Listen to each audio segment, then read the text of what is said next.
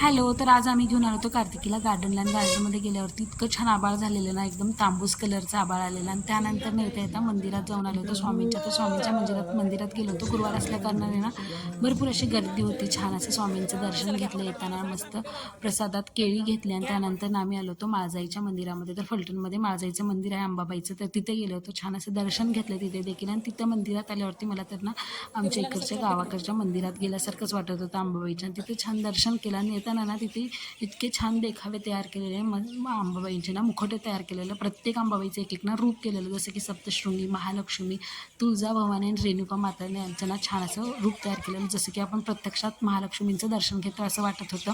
त्यानंतर ना घरी आल्यावरती रताळी उकडायला ठेवलं. त्यानंतर इकडे मी राजगिऱ्याची भाजी आणली होती, ती देखील ना मी अगोदर नीट करून घेतली. आणि आमच्या इकडे ना राजगिऱ्याची भाजी उपवासाला खातात. तुमच्या इकडे खातात की नाही मला नक्कीच कॉमेंटमध्ये सांगा. आणि त्यानंतर मी इकडे घेतली उपवासाची भाकरी बनवायला. उपवासाची भाकरी करताना मी लास्ट टाईम पण सांगितलेलं की अगोदर मी पिठामध्ये गरम पाणी घालते आणि मस्त छान पीठ मळून घेते, त्यामुळे ना एकदम टम्म अशी भाकरी फुगून तयार होते. आणि त्यानंतर मी भाकरी वगैरे बनवून घेतली आणि भाजीला फोडणी टाकायला घेतली.